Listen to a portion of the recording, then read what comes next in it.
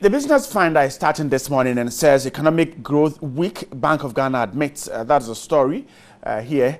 Also on the Finder, government borrows 6.2 billion more in just 3 months. The Finder, Business Finder, has all the stories on the front page. The Daily Graphic, Ward Brew dismissed in attempt to stop December 7. His photograph is here.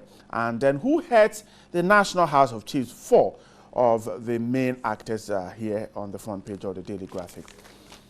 The Daily Express says 70 community day senior high schools to be completed before 2017. Photograph of one is here. Daily Guide, 3 polls tip Nana for victory. Woyome dodges Asiedu, and Inolink clears air over ballot papers. Motorbikes banned from polling stations. Elections won't be postponed. That's the Ward Brew story. These are some of the stories captured on the front pages of the papers I have here. My guest this morning to my right is a member of the NPP communication team, John Kumar. John, good morning. Good morning. I hope you're doing good.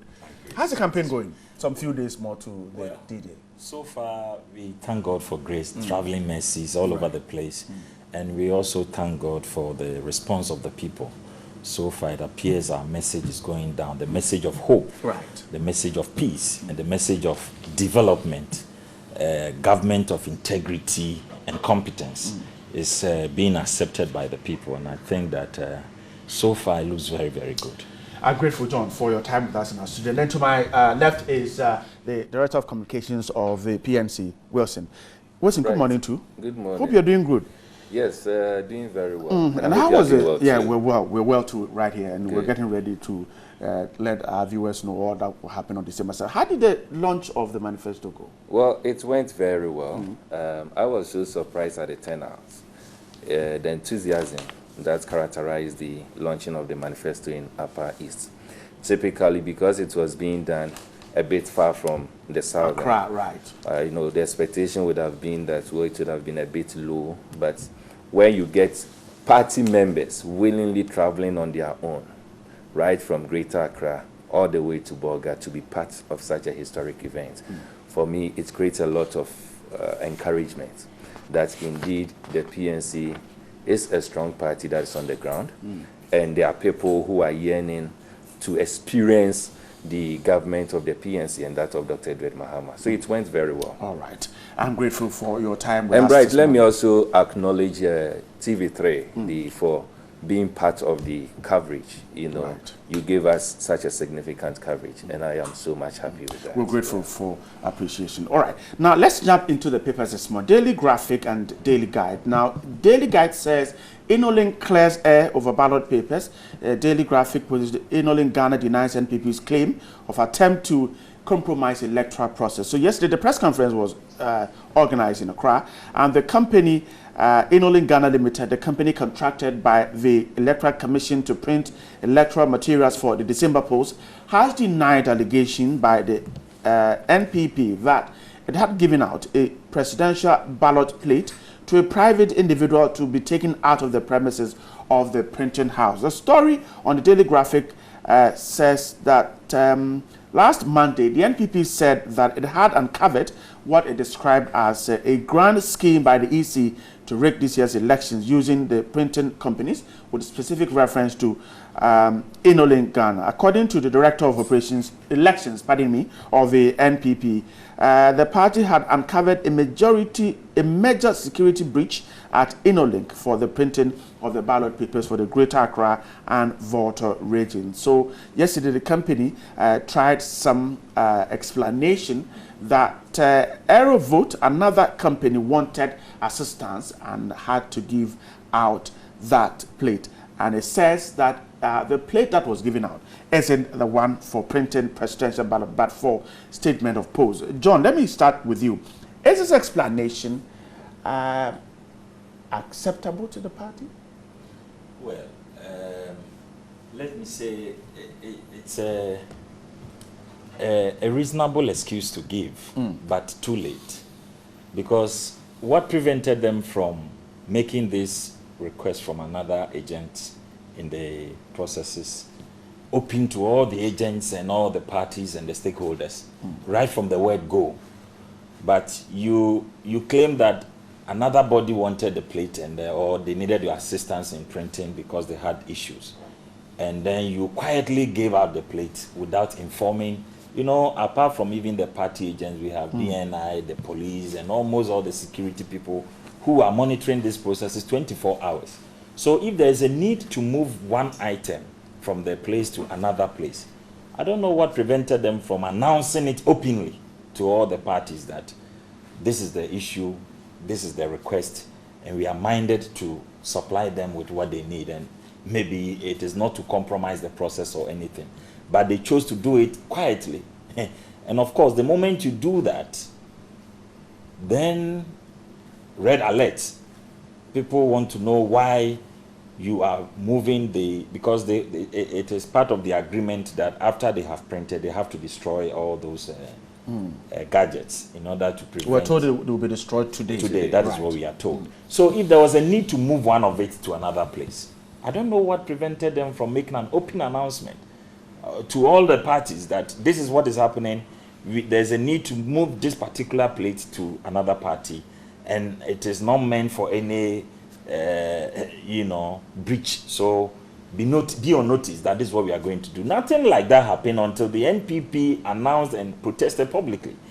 And we have been to Supreme Court in 2013, and we know that in elections it's not just about the day of voting or the announcement. We have seen a whole lot of things went wrong when we went to the Supreme Court, and that is why this time around nobody is sleeping. If you remember, one of the judges at the Supreme Court said elections in Ghana will never be the same. And it is true, because we are not going to sit down and watch when things are going bad for it to get out of hand before we come and complain. Everything that we see that we are not comfortable with, we will put it in the public. We will seek answers as they are providing now. For me, like I'm saying, it's a reasonable excuse to give, but why too little too late?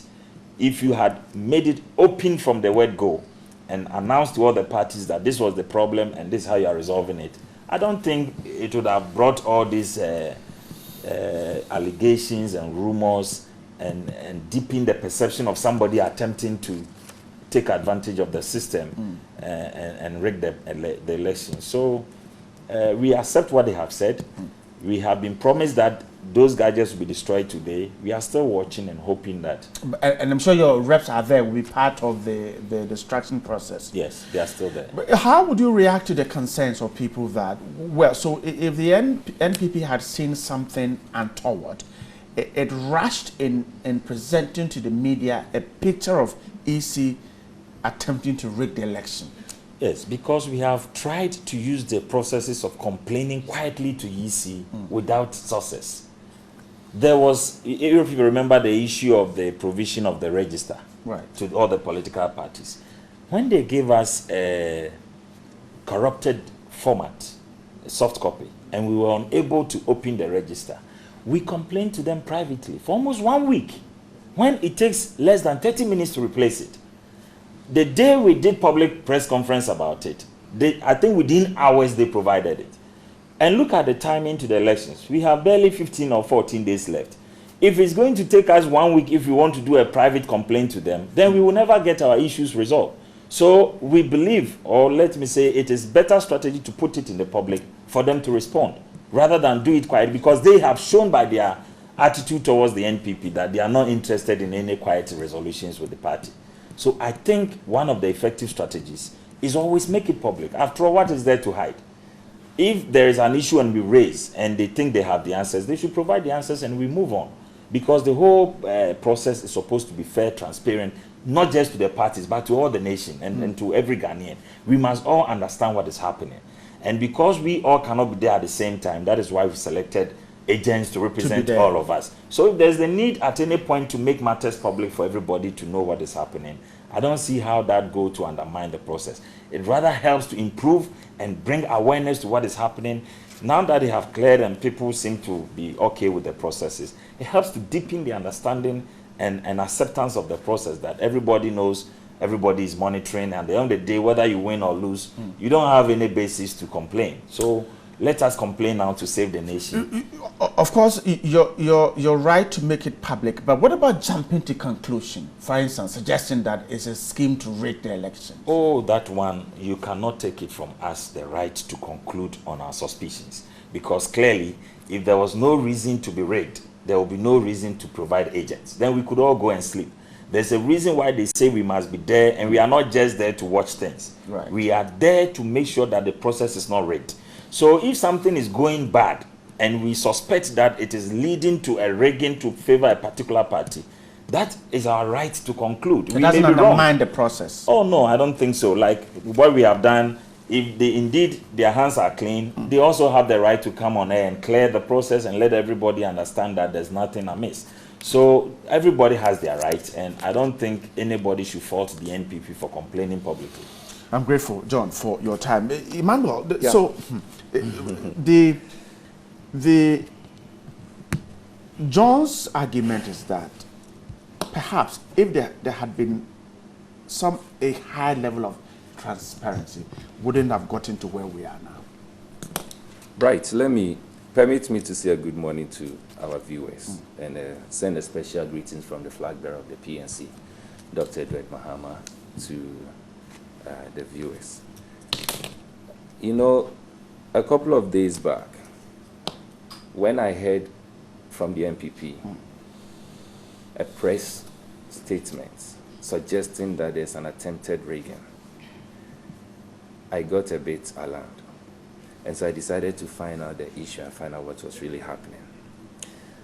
I think as we prepare ourselves into the election, it is important for us to realize that if there will be any violence, one of the catalysts that can, generate violence acts are words that comes out of our leaders, political leaders for that matter. Now, when I got the explanation from EC, it reminded me of so many things. And I'm going to give one or two instances. You know, when there was a by-election in Etiwa some years back, I was there. And then I was monitoring, moving from one polling station to the other. So I was in a vehicle, and whilst moving, I was also, listening to the radio. Sir John was then the General Secretary of the NPP. Then I heard him speak on Oman FM in Accra here. Made mention specifically of a particular polling station, describing the violent act that was taking place there. How individual voters are being chased out from that polling station.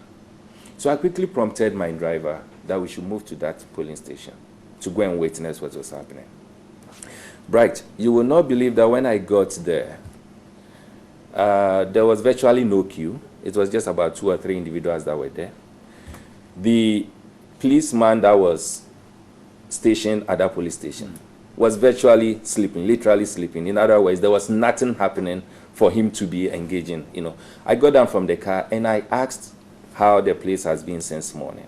And then they told me that is the officials from EC. And then we had a polling agent there. Our polling agent also confirmed that, well, since morning, turn-up hasn't been so encouraging. We are hoping and expecting that getting to the latter part of it, as typical as Ghanaians are, we will get a lot of turn-up. So in other words, the report that came from the General Secretary of the NPP that I heard on a radio was clearly the opposite of what was happening there at that moment. There was another instance where there was registration of new voters. And I recall that I was then driving through behind the trade fair, and my car had the colors of our party. So I got to a particular place and someone rushed to the road, stopping me. So I stopped. And then he came to me, boss, do you know what our people are being denied of? I said, no, what is the problem?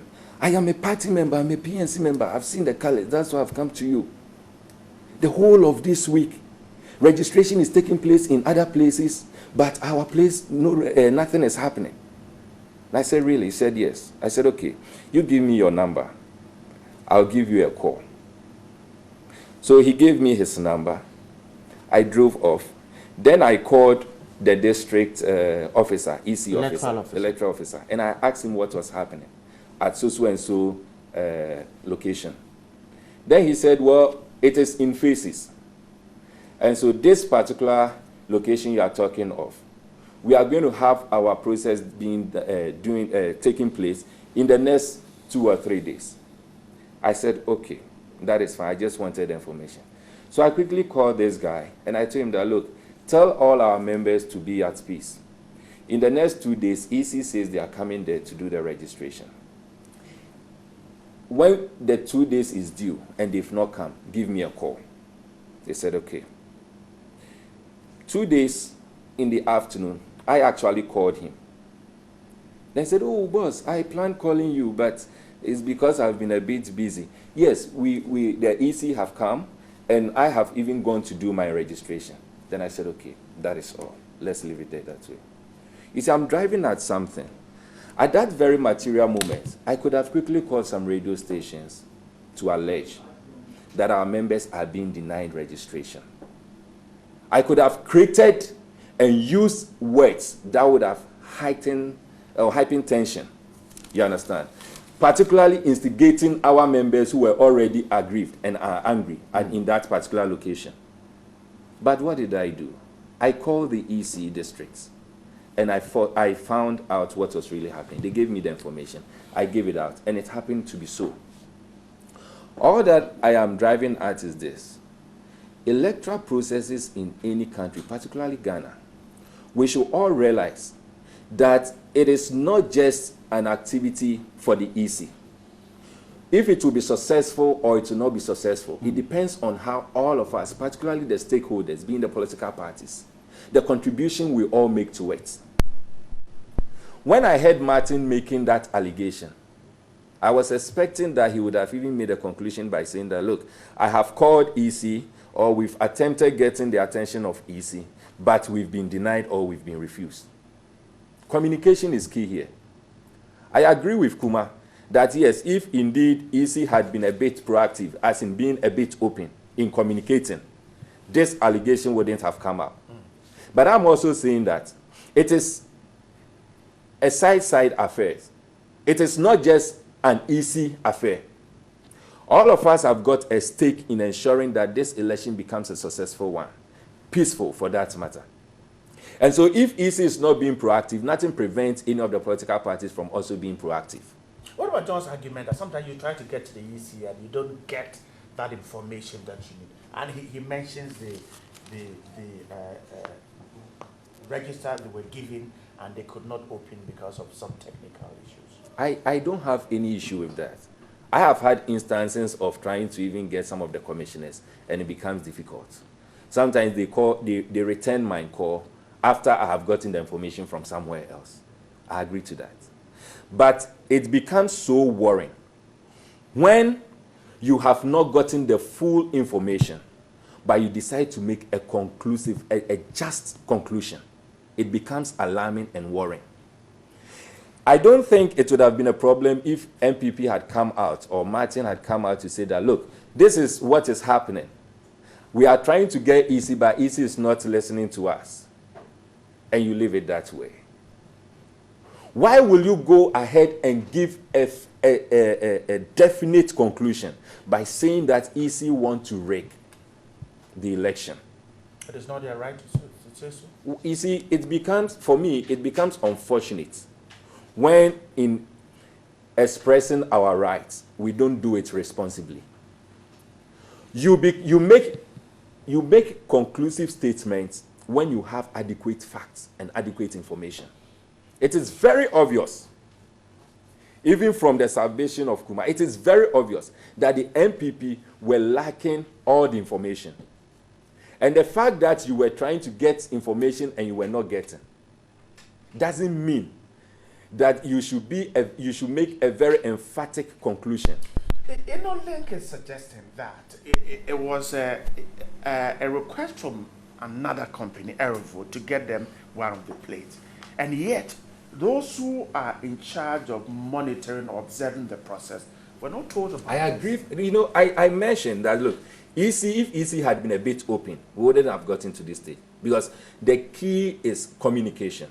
And that's why I'm happy tomorrow, God willing, we'll be attending an IPAC meeting, and I'm sure we'll be discussing all these issues. The key, as we move ahead, is communication.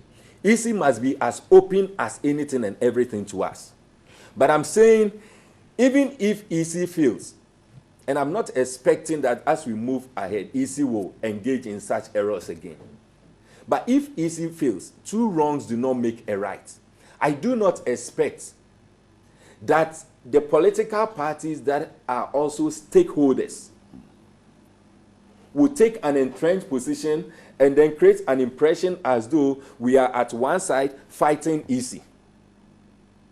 I expect that all of us, if we want to exhibit some level of responsibility and some level of maturity, all of us will be seen as playing a vital role together. And that is why I gave that example of where my party member rushed to the road and stopped me. I could have taken it to the radio stations. I could have taken it to the TV station. I could have instigated even my party members. But why? I decided that, look, this is an event that all of us are playing a role in. And so let me go a step further and find out what the reality is on the ground. It will be very irresponsible on my part. After hearing my party member making that agitation, then I quickly go on radio or to the media and start making emphatic statements, saying that, look,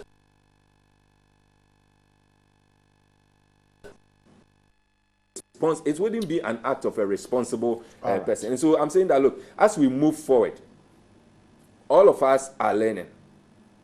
I would not expect, that EC will want to shield information from party members or from political parties, not even political parties, but from the public. Everyone needs to know what is happening. There should be some level of transparency. But in as much as we are pushing EC and we are requesting and demanding from EC some level of transparency, it is also incumbent on us as political parties, political leaders for that matter, that we will be a bit slow. Because words from now to the election, one of the key things that can trigger violence are words that will be coming from political leaders. If we want to make emphatic statements, I will plead that we will make those statements based on well-informed grounds. But we shouldn't make emphatic statement as though we have all the information, and when we go into details, it is clear that we just have half of the information and we don't have the information of the other part. Wilson, I'm grateful. He's the communications director of the PNC. Let's move on. Kumasek, we want to do a quick reaction. Yes, okay. The bit he talked about Sir John's information about Tiwa by-election. I mean, Sir John was not the only person at Tiwa. I was also there. And we all witnessed the violence when even the National Women Organizer ran his car over people. There were lots of complaints about violence in Tiwa. So if you went to a particular polling station and did not see violence, it doesn't mean that the complaint that somebody made was not correct, because we all witnessed it. Was widely reported by the media about what was going on in Tiwa. So you should not take it out of context. He mentioned a particular I'm talking about that's where the problem is. Either the particular police station he had was wrong, or he went to the wrong polling station. No, so I you don't cannot think so. conclude based on what you heard. No. The Tiwa by-election, I agree with what you're saying. By the Tiwa by-election, I was there, I'm telling you that there were a lot of violence. You understand? At a point, the problem is that where you make emphatic statements, but I'm saying and that it is you wrong. might have gone to a wrong place, or he like might have mentioned the wrong place. So you must not base your whichever way. conclusion I didn't go to the wrong place. It is possible that he mentioned the wrong place. Well, I wouldn't be able to say. But I'm saying that a known fact that a Tiwa by-election witnessed a lot of violence. But let us be very. No, I did, and I'm saying that I even had an opportunity to complain after the election. Can you imagine that at a particular instance there were violence? NPP NDC, there was some kind of crash there, and there was a policeman standing there. I went to the policeman and I told him, I agree that there was I am saying that there was a violence, but I'm saying I didn't go to a wrong police station. You cannot deny the fact that there was violence. There was violence, but I'm saying that let us be very careful the kind of information we take into the public domain. That is what we should do. For instance, the issue about your party agent. Whose responsibility was it to announce to the parties and their party people that we were going to do it in phases? It was the responsibility of the EC. Of course. So that if you don't do it and people... was in the public it was domain. actually in the public Then domain. you should have corrected him. It was actually in the public domain. Then you should have. Then that's why you cannot run to the media. But it's not in the public domain. We don't have access to that information. And even I have told you that we have tried that private approach. It didn't work. It took us more than 1 week. John, are you saying that in this issue the EC had been contacted or InnoLink had been contacted and they didn't why offer should we contact InnoLink? Okay, all right. We don't have the right to contact InnoLink. No, but when John, our agents find issue, problems, it is their responsibility to contact our party, the director of elections. Okay. And when you contact the director of elections, it is our responsibility to make it public. No, it is your responsibility to contact the EC. Of course, it is your responsibility to contact the EC. It depends on what you mean by contact the EC. We have made contact with the EC. Before you go to the public. Look, that approach will not work it will not be in these few days to the election. What I'm saying is let every information be made public and let nobody sit in his office and say that come and contact me. Let's agree on something here. Emmanuel, let's agree on something here. Information can be made public, but is it right to make conclusions as to, for instance, they are bent on rigging the election? Because I've seen something. Nothing wrong with it. Look, there's nothing wrong with it. I may be wrong. There's a lot of things wrong with that. I may be wrong in my conclusion, but you cannot take that right from me. Okay. You understand? Right. There is nothing wrong based on the facts before me, and I conclude a particular way. I may be wrong, but I have the right for that conclusion. Okay, I'm grateful. Let's move on to this one. The Woyome issue, we're expecting that oral examination today. We're told that the businessman has averted the much anticipated grilling by the former AG and Minister of Justice, Mr. Martin Amidu, over the controversial 51.2 million judgment there. Now, we're told that through his lawyer, he is seeking to stay proceedings at the court pending the determination of the instant action. The process filed at the court yesterday stated, take notice that the counsel for and on behalf of the applicant herein will move this honorable court praying for an order for the reversal of the ruling dated 16 November 2016 of His Lordship Nini Yeboah, Justice of the Supreme Court, sitting as a single justice in the above-mentioned case. So it is not clear whether the parties will show up in court today or the showdown ordered by the Supreme Court, or whether the applicant will seek to break the time to move the motion before the scheduled date of December 6, 2016. So, John, again, let me come with you. It was expected today. We are not sure as to what will happen. You are a lawyer. What really has happened? Yes, basically the processes they have filed essentially will restrain the judge from hearing the matter today. Right. And I'm surprised they filed it too. So we can conclude that it won't happen today. Well, once a matter is before the court, it is dangerous to come to conclusions. Right. So you present it as it is. Basically, there was supposed to be an action today, a proceeding, hearing or oral examination today. But because the Constitution, I think under Article 134 says that in the exercise of the powers of the Supreme Court, if only one judge heard the matter, the parties have the right to apply for the same matter to be heard by 3.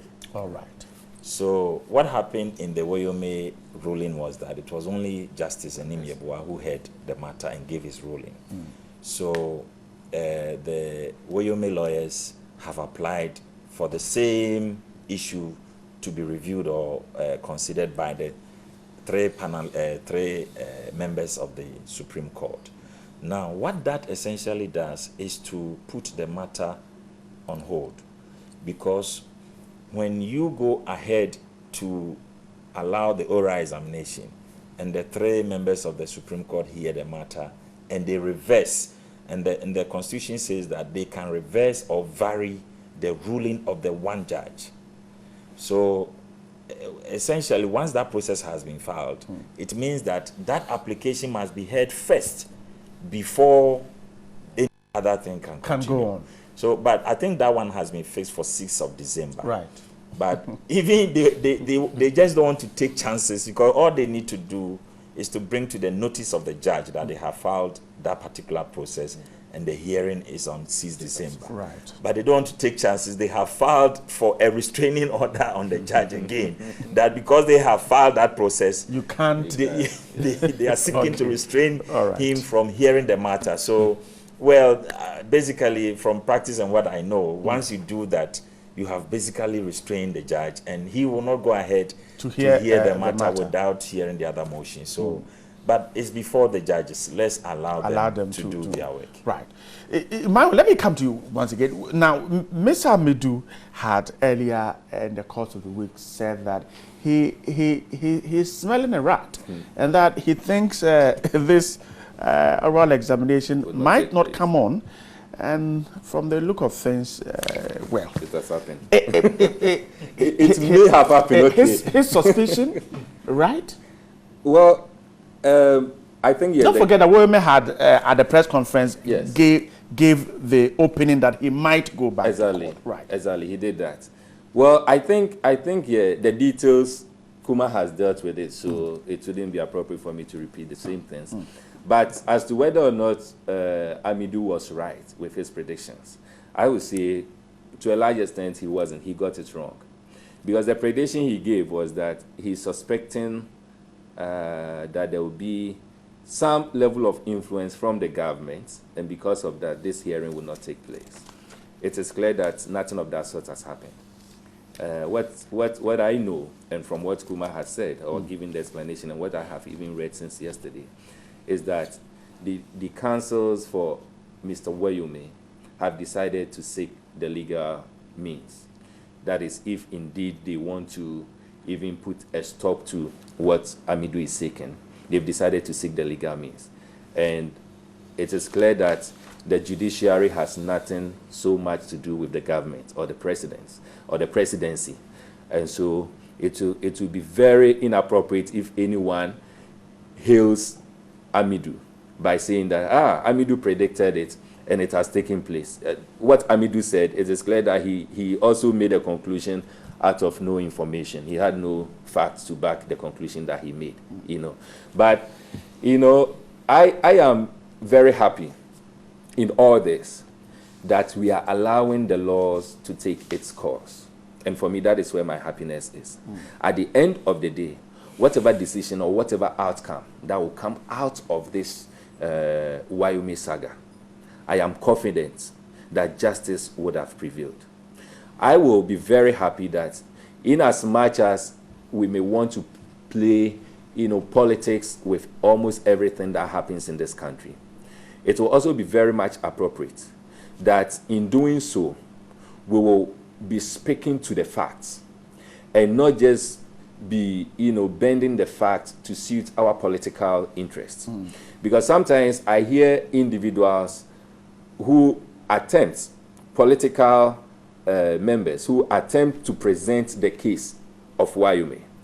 And you wonder whether they are really speaking the facts or they are just presenting the issues so that they will make some political gains out of it.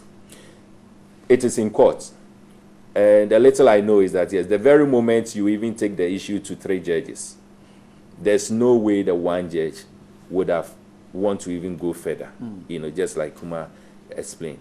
But the councils decided that they wouldn't even want to take any chance.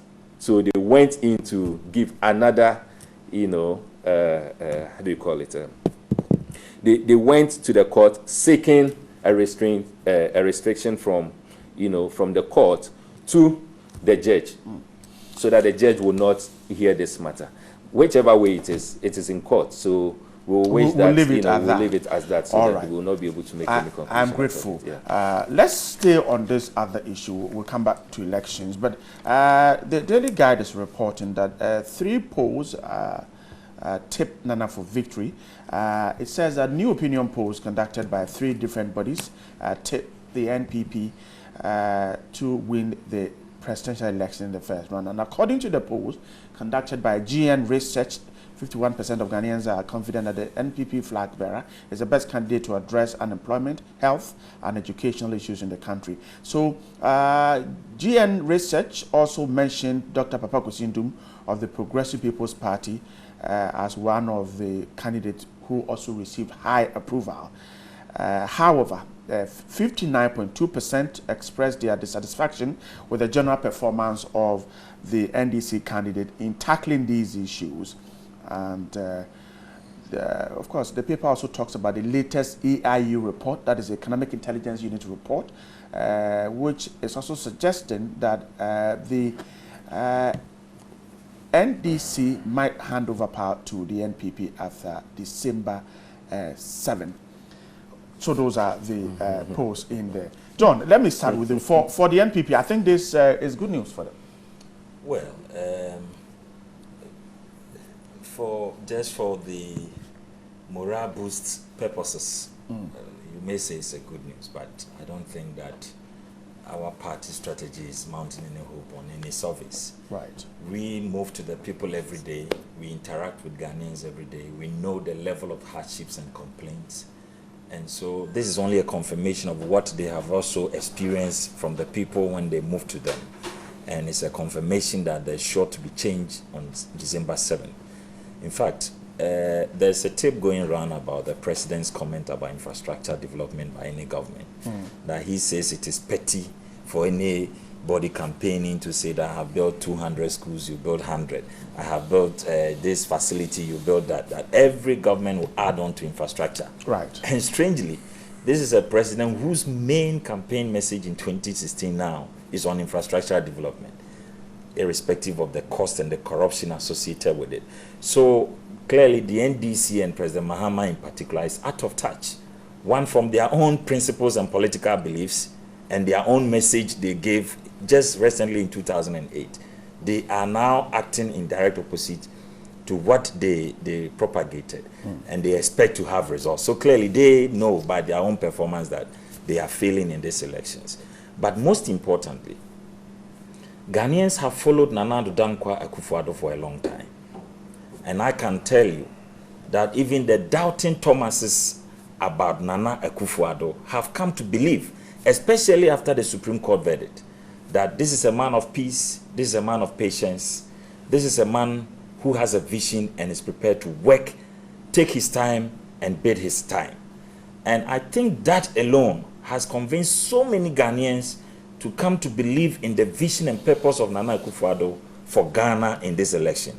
And I have no doubt that on 7th December, Ghanaians will show their appreciation to Nana Addo Dankwa Akufo-Addo for his persistency and for his purposeful approach to getting power in order to reshape the destiny of this nation.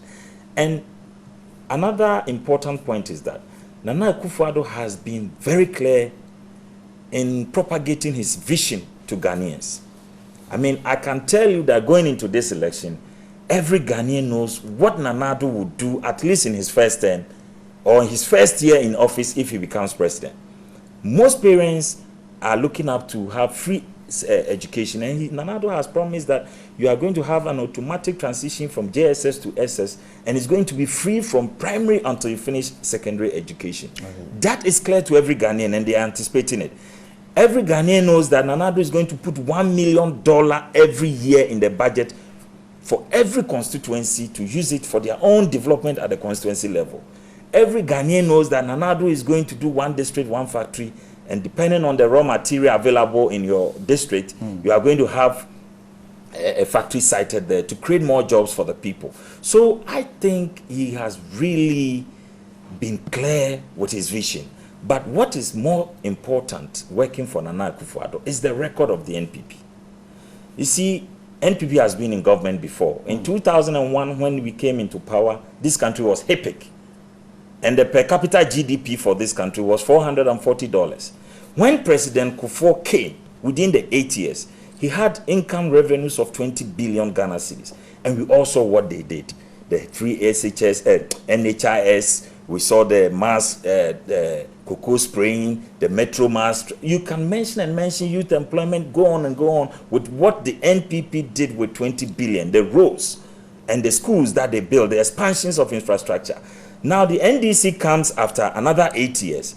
They have received 248 billion cedis. And Ghanaians are complaining we can't pay our school fees, electricity bills. The president does this Hussein Bolt, this, and the Ghanaians are saying this Hussein Bolt gesture you are doing to us is a reflection of the hardship we are in. We can't pay electricity bills. Fuel prices have jumped up. Even though we are experiencing one of the lowest international crude prices at this moment, and we are suffering. So the hardship in the system, when Ghanaians look at the revenues, the addition of oil, when President Kufuor found oil in commercial quantities for this NDC government, what have they done with the money? They cannot even account for it. So if you look at the solid record of the NPP, what they did in 8 years, and you compare to the abysmal performance of the NDC, they say they have done something. It is true. Take a look at their green book. They have done some infrastructure, but cost it and see. If you look at the volumes of money that has come in, if it was an NPP government, we will be seeing about 10 times development as compared to what the NDC has done. I see. So you at least you're conceding that they have done something. Oh yes, because we have never said they have not done anything. Argument is that you started your narrative suggesting that they had not done anything, and then when they showed you what they have done, now you come to talk about the cost of what they have done. Oh, I mean, like they themselves said, every government will add on to infrastructure. There is no way a government will not build a school. So yes, but at what cost have you built a school? MTN builds a very beautiful, well-furnished primary school at a cost of 120,000 Ghana cedis. NDC built the same thing, less quality, less in terms of the building. I mean, even from the facilities and everything, less in value and standard, and it's costing 560,000, about 4 or 5 times the same money. Why? You're not minding the location of the facility? Because okay, so it counts. Location doesn't matter, but assuming that even location counts, Dr. Baumia in one of his lectures went to one training college, it's in the north, I've forgotten the specific, but he brought the same infrastructure on the same land. I think it's three-story, built on the same campus. NPP built it at 90,000. NDC is building it at 900,000. The same in facilities, the same land, the same drawings. So clearly, if you look at the cost of the NDC infrastructure, it's amazing. It's too much. It's too much. Even yesterday, if you heard about the borehole argument, when people, I have a borehole in my house. I constructed it, I think, about 8,000 cedis. And then you want to do borehole for Ghanaians at 60,000 Ghana cedis. Everybody is complaining about the PRC. But we're told that it's not a normal borehole. That's what they always say, including rebranding.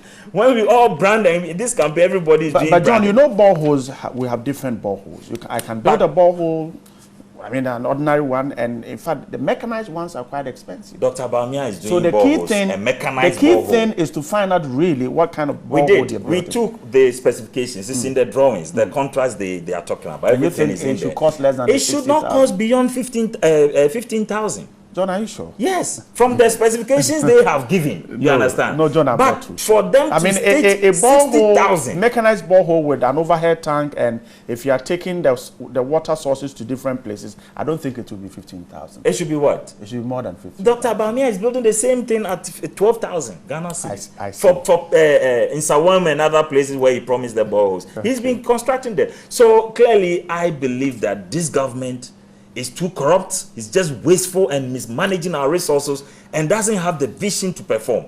And this is the time, giving Ghanaians, this is the glorious opportunity to change this government and bring in a more competent, I forgot to talk about another powerful attribute of Nana Akufo-Addo. For all his 3-4 decades in public service, he has never been tainted with any allegation of corruption. And that makes him stand tall as a man of integrity, ready to manage the scarce resources of the state to expand and achieve major development for this country. So all these things make Nana Addo stand tall in this election, and I believe he's going to win. John, I'm grateful. Emmanuel, your candidate isn't mentioned in the research. It says that Nanado and then Dr. Papa Kusindum. These are the two candidates that are on top of the list. Well, right. I have had a particular attitude when it comes to polls with respect to elections.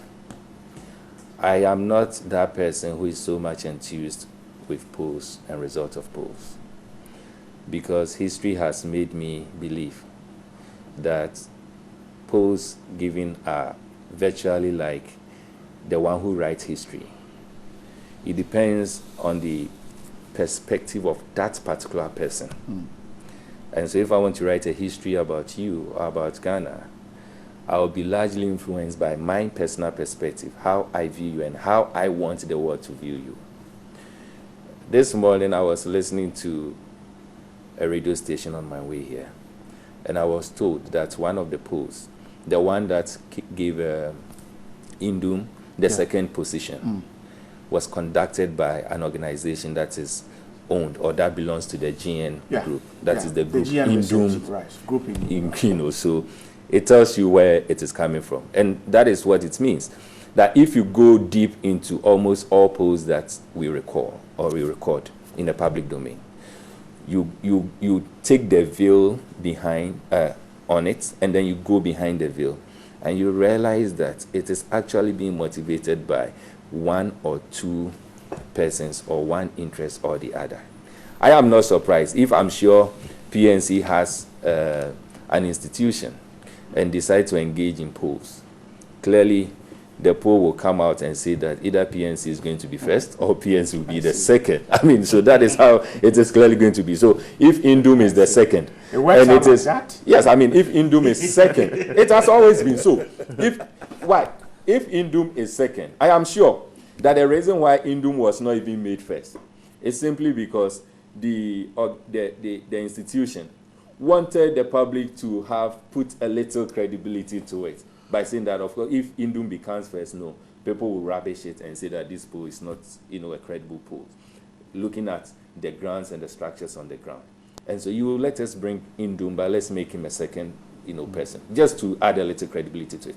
Now, all I'm saying is before you go on, but what about the fact that the political science department of the University of Ghana also conducted same research or similar one and said that the NPP candidate is also on top of a day or two ago. I heard in the news where the president was saying at a particular function that there has been some independent polls conducted. All right. And it is clear that he's leading and his party is leading. I'm sure you heard it also. I heard it too. Good.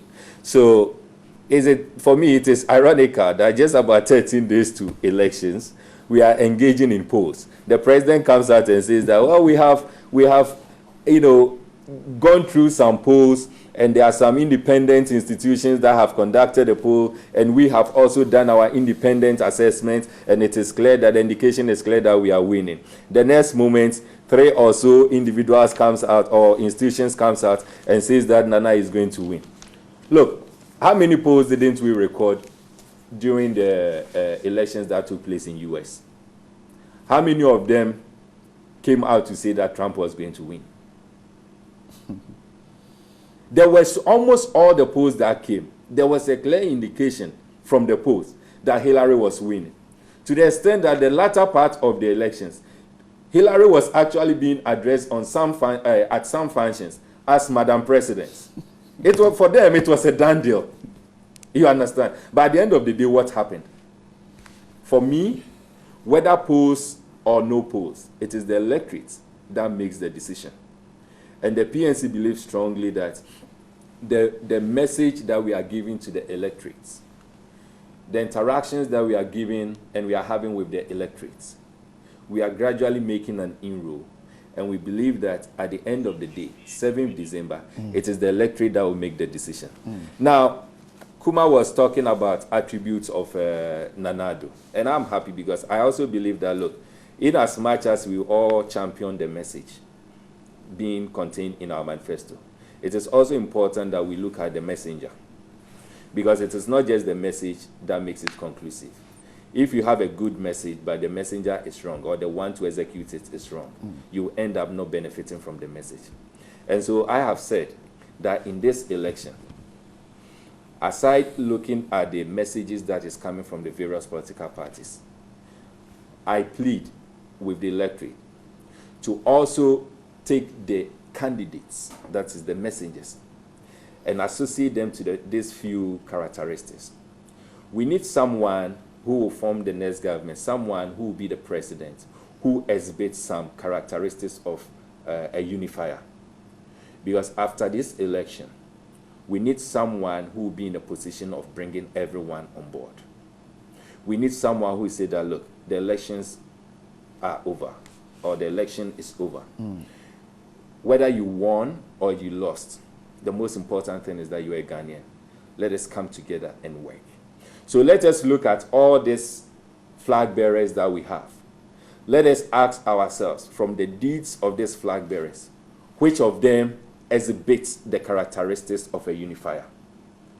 Who can unify this country? You think Dr. Edward Mahama is He stands tall when it comes to all this. Let us ask ourselves, which of these flag bearers exhibits an air and an environment of peace?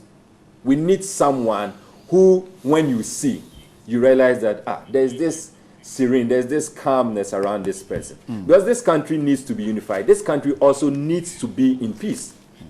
And you see, these two key things, which is very crucial in this country. If you take away Dr. Edward Mahama, it will be difficult for you to find it in any of the other flag bearers. The polls, it is okay. Everyone has the right to make a conclusion and say what he or she thinks about the elections. Obviously, if you ask me, I'll say that PNC is going to win this election.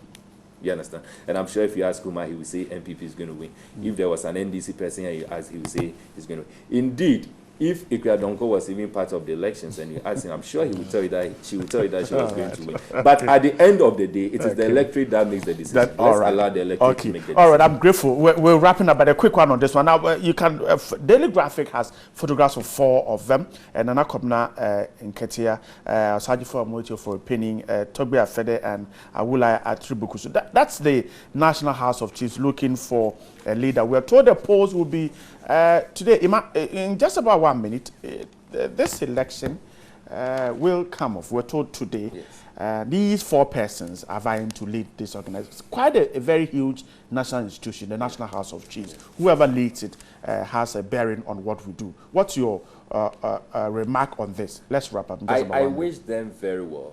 Honestly, when we come to the chieftaincy as an institution, in recent time there has been some few things that has happened, which for me, I think brings down the reputation that the institution has. And that has to do with some chiefs engaging in partisan politics. I have had a cause to raise this issue and said that, look, if all institutions will break, we expect that the chieftaincy as an institution will remain, so that all of us will run to them, for them to give us guidance. And so when they are seen as even individuals who are also engaging themselves in partisan politics, they lose their authority that is expected from them. And so at the end of the day, when you're a chief and I see that you are biased towards NPP or you are biased towards NDC, it becomes difficult for me, even if I'm your subordinate, to relate with you. Now, I am hoping that at the end of today's election, the one that will win will be the most credible among the 4 that are contesting. The one that will win will be someone that will be able to bring some dignity to the chieftaincy as an institution. I am going to be a bit biased here and say that I would have wished, even though I don't have a vote, but I will wish that Nana Nketia will stand tall and he will end up being the president of the House of Chiefs. I wish all of them well, but I think that Nana Nketia has it more and he has all it takes, and so I pray and wish that he becomes the president of the House. All right, I'm grateful. Yeah. John? Yes. I wish, let me start by wishing all of them. These are distinguished chiefs. In fact, they are all great chiefs, Amahine of powerful traditional areas. And I think that if it was possible to have all the 4 of them becoming the president at the same time, right. I'd be happy to have all of them. They should share power. Because all of them, they can do so. I mean, they are all more than qualified in their respective rights, and I wish them well. I pray that whoever wins works with the rest of them very well. You know, our chiefs are so much revered, and we hope that they will continue to keep that institution for us. I'm grateful. Right. Just a second. Please, just a second. Let me use your medium to plead and to tell the foreign ministry that some of us are not very happy with the way and manner they seems to be very quiet with regards to the press releases that came from the US and the UK embassy. For me, as a Ghanaian and a proud one at that, looking at the press releases that came from these 2 institutions, I see it to be a direct insult to all of us as a nation. My brother. And so I think that it's not a caution.